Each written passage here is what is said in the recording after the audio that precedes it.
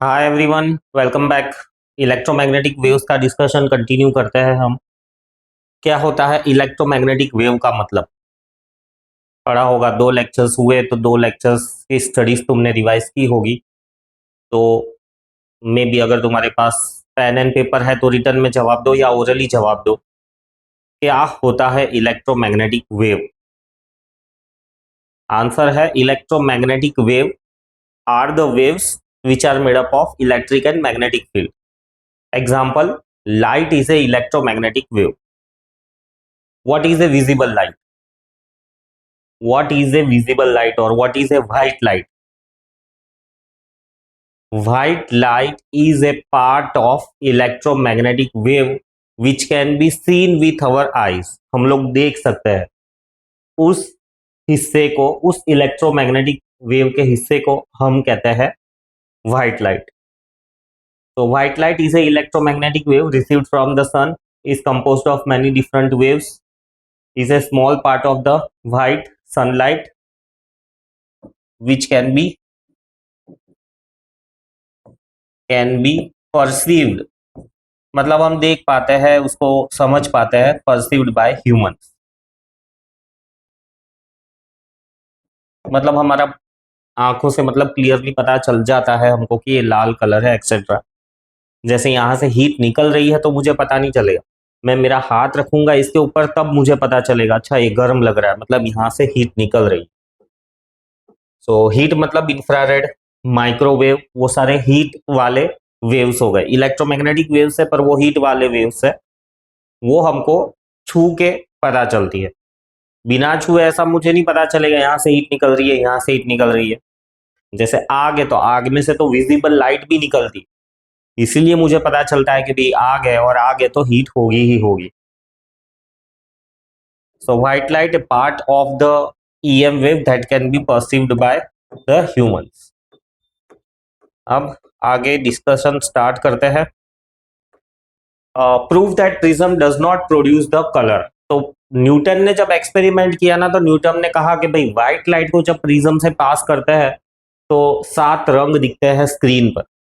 तो conclusion number 1 था कि व्हाइट लाइट ही 7 रंगों में फैल गई, और कंक्लूजन नंबर 2 था कि प्रिज्म खुद कलर प्रोड्यूस कर रहा है ना। सो उससे प्रूफ मांगा गया कि भाई ये प्रूव करो कि प्रिज्म कलर प्रोड्यूस नहीं कर रहा है। तो उसने 2 एक्सपेरिमेंट्स किए, उसमें से एक्सपेरिमेंट नंबर 1 जो था वो कुछ ऐसा था कि he used 2 prisms parallel to one another as shown in figure,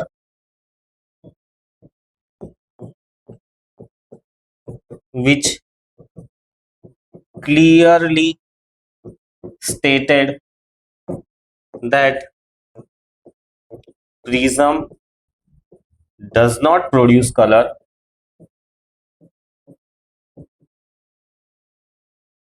instead just does the dispersion. मतलब प्रिज्म सिर्फ डिस्पर्शन करता है जिस वजह से स्पेक्ट्रम बन जाता है। और फिगर कुछ ऐसी ड्रॉ करोगे इसके लिए, 2 प्रिज्म्स यूज किए थे, एक ऐसा था और दूसरा उसका उल्टा था। तो यहां से जो लाइट आई है ना, तो ये वाला हम कहेंगे रेड और नीचे वाला हम कहेंगे वायलेट। सारे कलर दिखाने की जरूरत नहीं। अब ये दोनों कलर्स यहां पर मिक्स अप होके वापिस व्हाइट लाइट बना देते हैं। सो इस तरह से तुम बता सकते हो कि व्हाइट लाइट अंदर गई, राइट, और व्हाइट लाइट ही बाहर आई। अगर प्रिज्म खुद कलर प्रोड्यूस कर रहा होता तो यहां से आगे भी कलर्स मिलने चाहिए थे, बट ऐसा नहीं है। प्रिज्म सिर्फ डिस्पर्जन करता है, ये भी डिस्पर्जन कर रहा है, बट ओरिएंटेशन की वजह से डिस्पर्जन का उल्टा इफेक्ट दिखा रहा है। प्रिज्म की 3 साइड्स होती है, तो वो तीनों साइड्स पे जो रिफ्रैक्शन या बेंडिंग होती है वो अलग अलग होती है।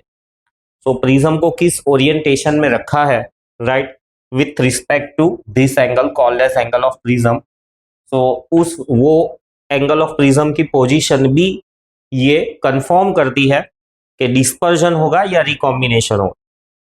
सो यहाँ पर चाहो तो ऐसे कमेंट भी कर सकते हो कि prism A produce dispersion whereas B does recombination. तो होपफुली समझ में आना चाहिए. जैसा कि मैंने कहा प्रिज्म, तो प्रिज्म का ओरिएंटेशन भी मैटर करता है कि मतलब ये ऐसा रखा है, थोड़ा सा टेढ़ा कर दो तो अगेन यहाँ पर जो विबग्योर मिल रहा है ना वो चेंज हो जाएगा. तो परफेक्टली मैंने कहा कि भाई प्रिज्म से अगर हमें विबग्योर प्रोड्यूस करना है, हमें स्पेक्ट्रम प्रोड्यूस करना है, तो कितना इजी रहने वाला है. बिल्कुल भी इजी नहीं रहेगा, क्योंकि प्रिज्म को बहुत परफेक्ट एक एंगल में मेंटेन करना है, तब जाके तुमको विबग्योर दिखेगा. और उसमें भी सारे कलर्स बहुत नीट एंड क्लीन नहीं दिखेंगे, तुम्हें बहुत परफेक्टली बहुत ध्यान से देखना पड़ेगा, तब तुम्हें सारों के सारे कलर्स मिलेंगे. सो ये एक प्रूफ है कि प्रिज्म डिस्पर्जन करता है, प्रिज्म खुद कलर प्रोड्यूस नहीं करता. इसकी जगह पर ऐसा भी डायग्राम ड्रॉ कर सकते हो कि भाई ये रहा एक प्रिज्म, राइट, ऊपर रेड नीचे वायलेट, और सिर्फ एक पर्टिकुलर कलर ये पतली सी स्क्रीन में से जाने दिया, अल्टीमेटली प्रिज्म में से एक सिंगल कलर बाहर आया. सो ये भी एक एग्जांपल कि एक कलर गया और एक ही कलर बाहर आया, मतलब प्रिज्म कोई कलर प्रोड्यूस नहीं कर रहा है, वो सिर्फ डिस्पर्जन करता है. डिस्पर्जन मतलब लाइट का रास्ता बदलता है, और डिस्पर्जन क्योंकि वेवलेंथ पे डिपेंड करता है, सब कलर का रास्ता अलग अलग बदलता है, इसीलिए रेनबो फॉर्म होता है या स्पेक्ट्रम फॉर्म होता है. सो इन दोनों में से कोई भी डायग्राम ड्रॉ कर सकते हो कि प्रिज्म सिर्फ रिकॉम्बिनेशन या प्रिज्म सिर्फ डिस्पर्जन प्रोड्यूस करता है. एक और एक्सपेरिमेंट है ये वाला, जो अगेन रिकॉम्बिनेशन ऑफ लाइट को एक्सप्रेस करता है कि भाई सातों कलर किए हो ऐसी डिस्क को स्पीड में घुमाओगे तो व्हाइट कलर दिखेगा. तो ये चीज अगेन क्या प्रूव कर रही है कि white colour is made up of combination of 7 different colours. ये तुम घर पर भी कर सकते हो. देखो विबग्योर को पेंट किया है, मे बी रिपीटेडली पेंट करो, या एक हिस्सा विबग्योर 7 हिस्सों में सर्कल को डिवाइड करके पेंट करो, और स्पीड में डिस्को को घुमाओगे, राइट, मोटर के साथ कनेक्ट करके, तो तुम्हें विबग्योर देखेगा. तो एक दूसरा एक्सपेरिमेंट है कलर डिस्क वाला, रिकॉम्बिनेशन ऑफ लाइट. हाँ, recombination of light using prism and recombination of the light using colour disc. तो ये भी मैंने रिकॉम्बिनेशन का ही एग्जांपल लिखा है, बट ये चीज तो ये प्रूव कर ही देता है कि भी प्रिज्म खुद कलर प्रोड्यूस नहीं करता है. फिर आगे पर्सिस्टेंस ऑफ विजन. क्या है persistence of vision? Persistence of vision ये है कि for an eye to identify the object, it must remain exposed to eye at least for 1/16 second. If exposure is less than 1/16 second, then we won't be able to identify the object. समझ में आया? कोई भी चीज मतलब तुम्हारे सामने है और तुम पता लगा पा रहे हो, राइट, समझ पा रहे हो कि ये ऑब्जेक्ट क्या है, मतलब वो तुम्हारी आंखों के सामने कम से कम सेकंड के 16th पार्ट के लिए आंखों के सामने थी. अगर उससे कम टाइम के लिए तुम्हारे आंखों के सामने रहेगी तो तुम पहचान ही नहीं पाओगे. जैसे कि सपोज मैं ऐसा कहूं कि भाई क्या था ये, ठीक है, ये मेरे हाथ में कुछ है, आइडेंटिफाई करके बताओ क्या था ये। तो देखो 1/16 सेकेंड से कम टाइम के लिए ना तुम्हारे आंखों के सामने ये चीज रही, इसलिए तुम आइडेंटिफाई नहीं कर पाए। अब देखो ये 1/16 से ज्यादा टाइम के लिए रही, तब तुम आइडेंटिफाई कर पाए कि भाई ये फेस वाइप्स है। तो कोई भी चीज आंखों के सामने अगर 1/16 सेकेंड्स, एटलीस्ट 1/16 सेकेंड्स के लिए रहती है, तब हम आइडेंटिफाई कर पाते हैं कि भाई ये चीज क्या थी। और उससे कम टाइम के लिए रहेगी तो हम आइडेंटिफाई नहीं कर पाएंगे। जैसे हमारे सामने से स्पीड में कार गुजरी, है ना, तो हमको पता ही नहीं चलेगा भाई कौन था, क्योंकि कार का बहुत स्पीड में गुजर गई। हमारी आंखों के अंदर जो रोशनी जाती है, राइट, एटलीस्ट 1/16 सेकेंड के लिए वो चीज सामने होनी चाहिए। तो उतनी देर में जो रोशनी वहां से रिफ्लेक्ट होगी, उसके बेसिस पे हमारा ब्रेन आइडेंटिफाई करता है कि सामने क्या ऑब्जेक्ट था। सो 1/16 second is the persistence of vision. इस टाइम को हम कहते हैं परसिस्टेंस ऑफ विजन। शॉर्ट में लिखना चाहो तो ऐसा लिख सकते हो, is equals to 1/16 second. Newton's experiment of recombination of the light colour disc वाला एक्सपेरिमेंट, इसको भी चाहो तो एक्सप्रेस कर सकते हो वर्ड्स में कि a disc painted in VIBGYOR and rotated at high speed appears to us white. This proves that white light is made from 7 colors. सातों कलर को राइट रंग दिया और उसको स्पीड में घुमाओ, डिस्क व्हाइट दिखेगी। तो ये चीज भी प्रूव करती है कि व्हाइट मतलब 7 कलर, सातों कलर मतलब white.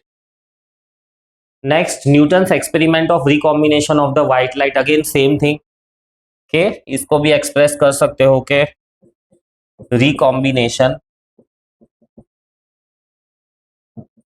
Can also be demonstrated using 2 prisms. One prism P1 produce dispersion and prism P2 does recombination to produce white light. तो सिंपल एंड शॉर्ट ऐसा हम कह सकते हैं। डायग्राम भी यही ड्रॉ करना है। मैं भी ड्रॉ कर देता हूं तो तुम्हें पता रहे कि ड्राइंग कैसे करते हैं। स्केल वगैरह यूज करने का टाइम नहीं होता है एग्जाम में, हो सके तो कलर पेंसिल्स रखो, बट स्केल वगैरह यूज नहीं करना है। बहुत क्विक होना है हमारे ड्राइंग में। हमें रेड, वायलेट,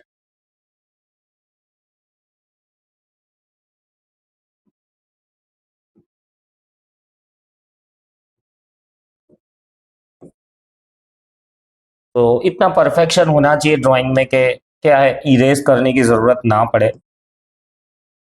बिना इरेजर के ही काम हो जाए। सो सफिशिएंटली गुड फिगर है ये। सिर्फ एक्सप्रेस करना है, वो कोई तुम्हें पेंटिंग के मार्क्स नहीं मिलने वाले, बट ये it's a part of your answer that the drawing express is the part. नहीं तो ड्राइंग नहीं करते ना, तो इसी को थोड़ा और लंबा चौड़ा लिखना पड़ता है। तो Newton's experiment of recombination, what is invisible spectrum. अब ये विजिबल स्पेक्ट्रम के बारे में तो जान लिया हमने, राइट, कि ये रहा विजिबल स्पेक्ट्रम की फ्रीक्वेंसी कहाँ से कहाँ तक थी। अरे फ्रीक्वेंसी नहीं, वेवलेंथ। फ्रीक्वेंसी के टर्म्स में हमें नहीं याद रखना है, हमें वेवलेंथ के टर्म्स में याद रखना है। तो क्या थी विजिबल स्पेक्ट्रम की फ्रीक्वेंसी रेंज कहां से कहां तक है। तो ये याद रखो, 8000 एंगस्ट्रॉम से 4000 तक, 8000 से 4000 तक विजिबल रेंज है।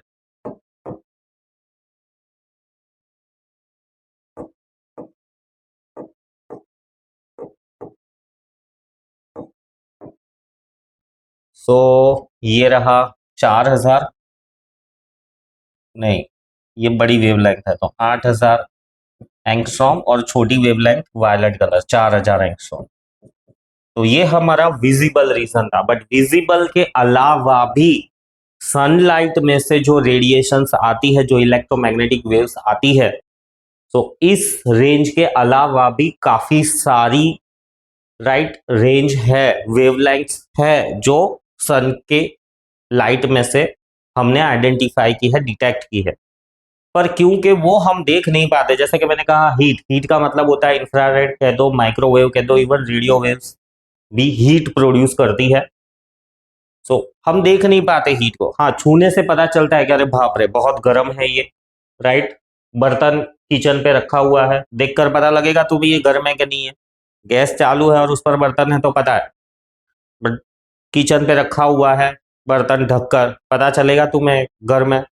काफी बार हम गलती से उसको छू लेते हैं, तो हीट हम देख नहीं पाते। वैसे ही ये वो हिस्सा है विजिबल लाइट के अलावा, यहां से और यहां से इतना जो हम देख नहीं पाते हैं, उसको हम कहते हैं इनविजिबल स्पेक्ट्रम। तो इसको वर्ड्स में कैसे डिस्क्राइब करेंगे, कुछ ऐसे कि it is a part of electromagnetic wave that cannot be seen या perceived by humans. So it's a part of the electromagnetic wave और उसको हम कहते हैं इनविजिबल स्पेक्ट्रम। वायलेट के पहले भी कुछ स्पेक्ट्रम है, ये छोटी वेवलेंथ की साइड जा रहा है और वो बड़ी वेवलेंथ की साइड जा रहा है। छोटी वेवलेंथ बड़ी वेवलेंथ क्या कमाल करती है, मतलब कैसे तुम पहचानोगे या कैसे मतलब उसके बारे में जानोगे कि भाई छोटी वेवलेंथ बड़ी वेवलेंथ। तो ये 9th में आ चुका है, मैं एक और बार यहाँ पर फिर से लिख देता हूँ कि स्मॉलर वेवलेंथ होगी, राइट, तो अल्टीमेटली उसकी फ्रीक्वेंसी ज्यादा होगी, ये फॉर श्योर है। स्मॉल वेवलेंथ है तो फ्रीक्वेंसी ज्यादा ही होगी। अल्टीमेटली श्रिल इफेक्ट, श्रिल एकदम पतला आवाज सुनाई देगा जैसे कोयल का आवाज, तो उसकी वेवलेंथ कम रहती है, फ्रीक्वेंसी हाई रहती है। जनरली फीमेल का आवाज इस कैटेगरी में फॉल होता है। और लार्ज वेवलेंथ का मतलब है कि small frequency and base effect. Base effect मतलब जैसे आदमी की आवाज तो काफी मोटी होती है, राइट। शेर की आवाज, उसका वोकल कॉर्ड और भी बड़ा है, तो वो और भी बड़ी वेवलेंथ वाली है।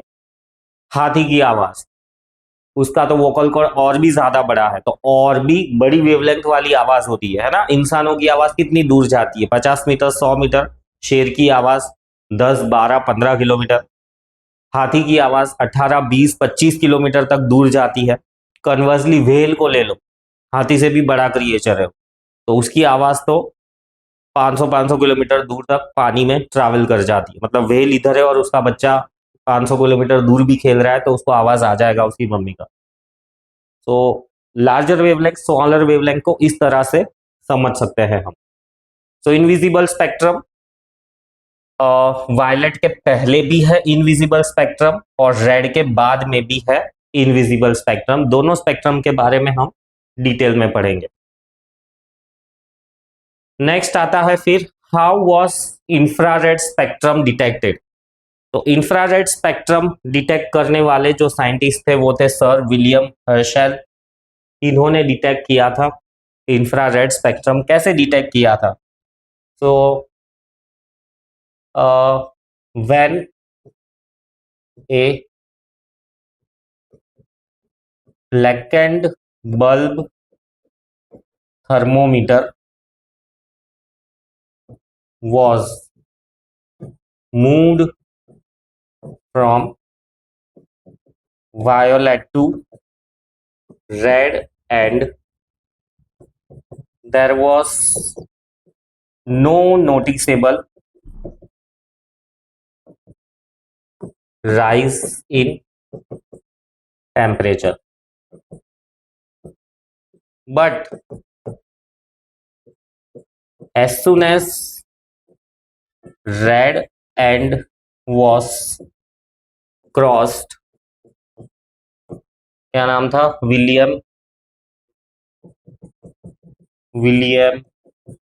Herschel noticed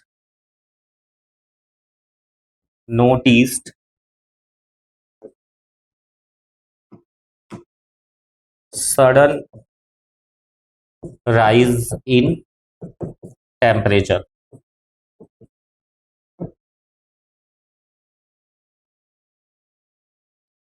Since the radiation beyond red color produced heating effect, they were named as infrared spectrum. समझ में आएगी? थर्मोमीटर्स थे उनके पास। अब ये क्या था, देखो प्रिज्म से स्पेक्ट्रम तो बना हुआ है, तो स्पेक्ट्रम में तो विबग्योर है, तो ये रहा वायलेट कलर, ये रहा रेड कलर। तो उन्होंने क्या किया, थर्मोमीटर को ऐसा धीरे धीरे मूव करना चालू किया। तो उन्होंने देखा भी टेम्परेचर तो बढ़ रहा है बट कुछ खास नहीं बढ़ रहा है, मे बी 1-8 डिग्री का चेंज आया हो।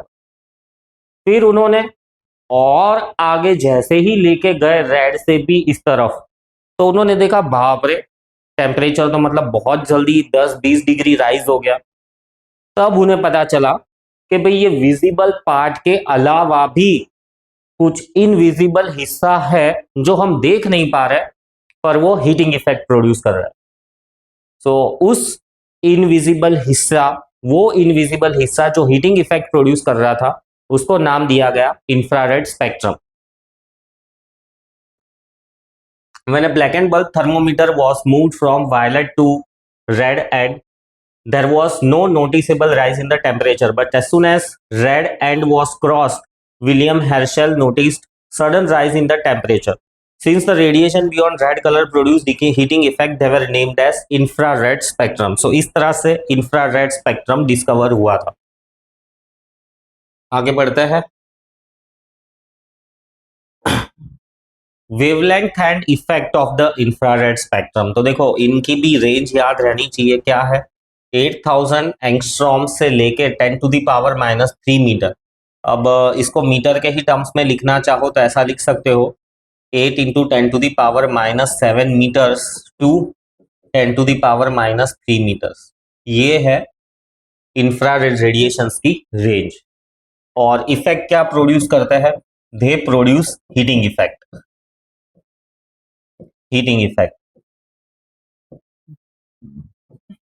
मतलब वो लोग हीट प्रोड्यूस करते हैं सामने वाले ऑब्जेक्ट में। सन में खड़े रहते हैं ना, तो गर्म हो जाती है चीजें, हमें गर्मी फील होती है।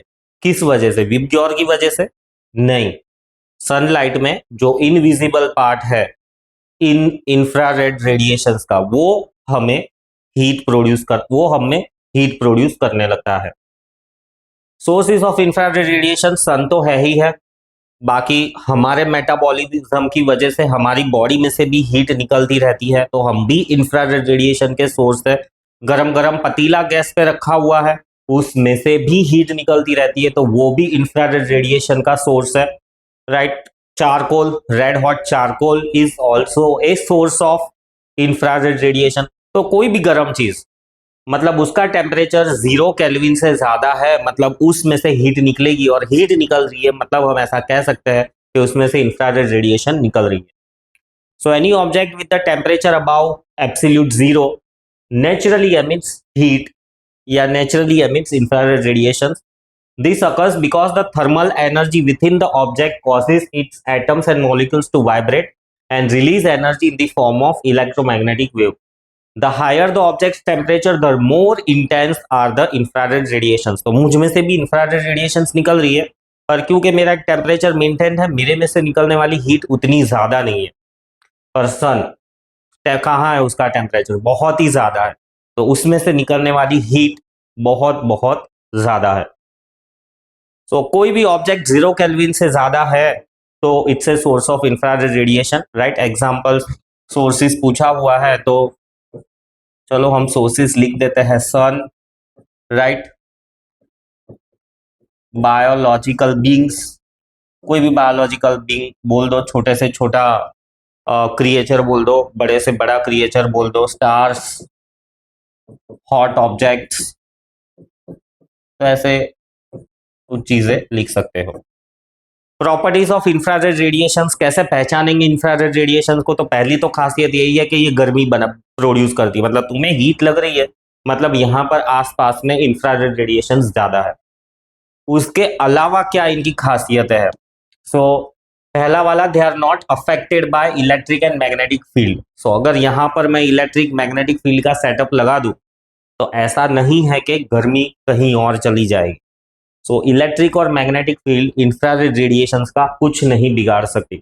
इंफ्रारेड रेडिएशन की स्पीड ऑफ लाइट से ट्रैवल करते हैं, क्योंकि लाइट का ही हिस्सा है तो लाइट की ही स्पीड से ट्रैवल करते हैं।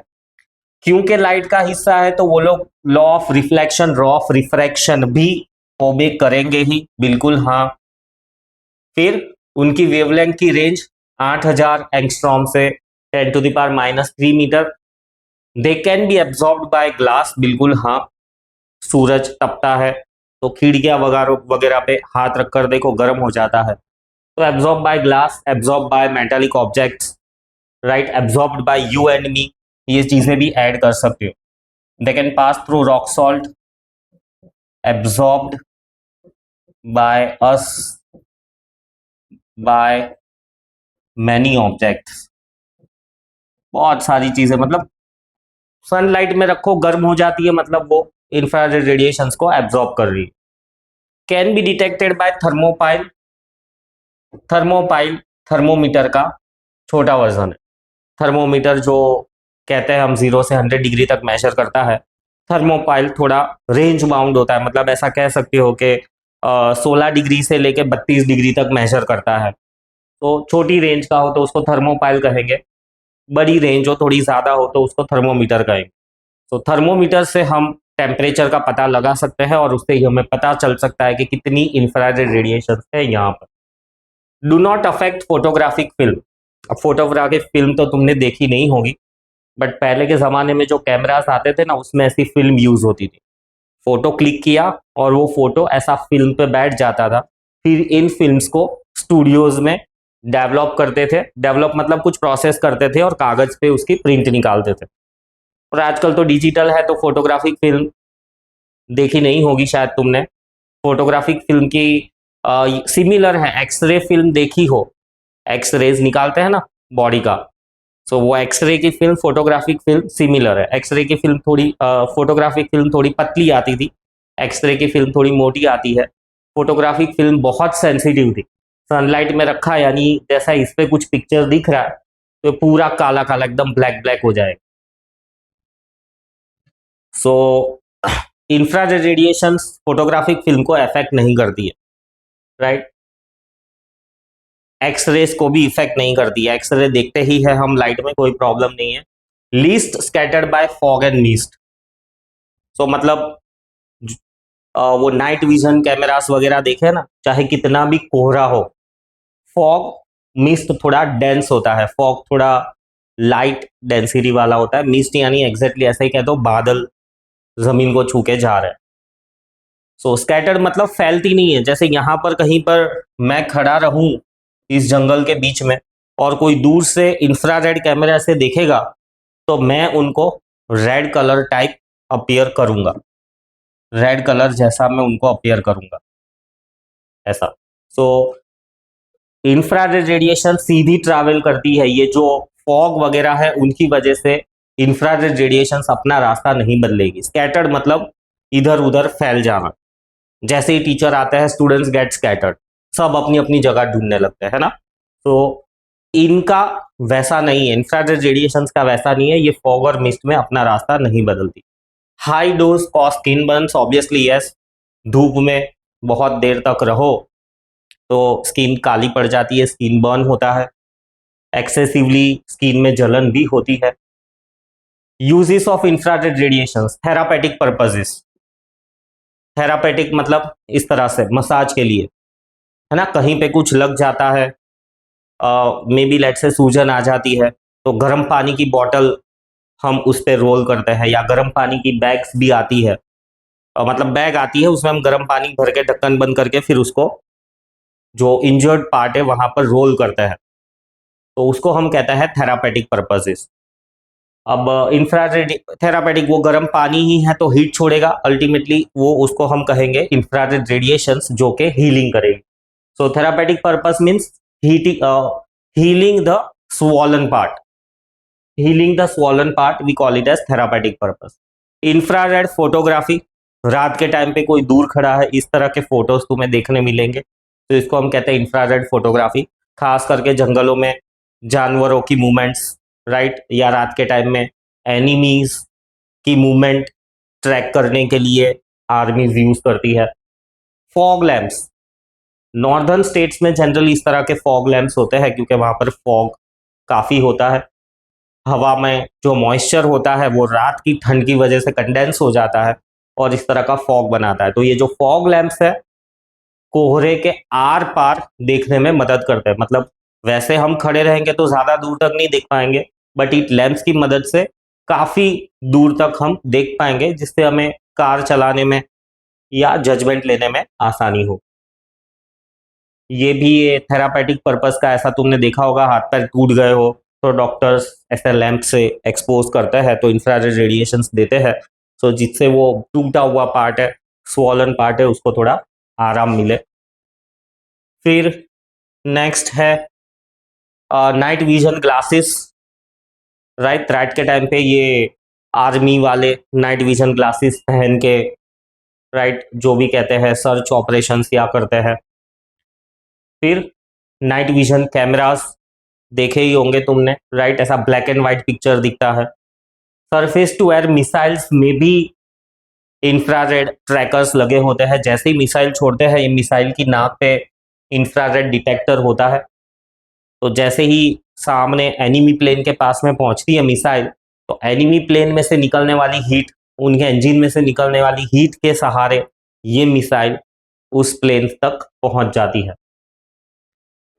फिर detect disease in the crops, क्योंकि क्रॉप्स के अंदर ये जो डिजीज प्रोड्यूस करेंगे माइक्रोबायल्स, वो भी बायोलॉजिकल बींग्स है, तो उसमें से भी हीट निकल रही है ना। तो इस तरह के स्कैनर्स से हमको जो इंफ्रारेड फोटो मिलती है क्रॉप्स की, मे बी ड्रोन के थ्रू, मे बी ऐसा फिजिकली, मे बी हेलीकॉप्टर के थ्रू, सो उससे हमें पता चलता है कि भाई पेड़ पौधों के अंदर या फसल के अंदर बैक्टीरियल इन्फेक्शन कह दो या कोई और तरह की बीमारी उन्हें लगी है कि नहीं लगी। कॉस्मेटोलॉजी, कॉस्मेटोलॉजी यानी यही जो मेकअप वगैरह रहता है, right, skin care. So we use this radiation for treating dandruff, skin injuries, blackheads, smoothing wrinkles. Astronomy में यूज होता है दूर से आने वाली रोशनी, राइट, बहुत दूर से ब्रह्मांड में से आने वाली रोशनी, तो जो रिसीवर होता है ना वो एक्चुअली में रोशनी रिसीव नहीं करता, वो रिसीव करके ये पता लगाता है कि भाई जो भी रेडिएशन आई है उसमें से इंफ्रारेड कितनी है, विजिबल कितनी है, माइक्रोवेव कितनी है, रेडियो कितनी है, और उसके बेसिस पे जो कंप्यूटर है वो पता लगाता है कि भाई ये जहां से रोशनी आ रही है वो प्लानेट है, वो कोई सोलर सिस्टम है, वो कोई गैलेक्सी है, वो कोई टूटा हुआ तारा है। तो उस तरह से सो एस्ट्रोनॉमी में भी ये जो रेडिएशंस आ रही है ना उनकी वेवलेंथ, फ्रीक्वेंसी स्टडी करके पता लगता है कि भाई ये कहाँ से आ रही है, कितने वक्त से ये यूनिवर्स में थी, ये सब चीजें। ठीक है, तो ये इंफ्रारेड की स्टडी यहाँ पर खत्म होती है। नेक्स्ट लेक्चर में हम देखेंगे अल्ट्रावायलेट रेडिएशंस और उसके बारे में, राइट। मिलते हैं नेक्स्ट लेक्चर में, सी यू, बाय बाय।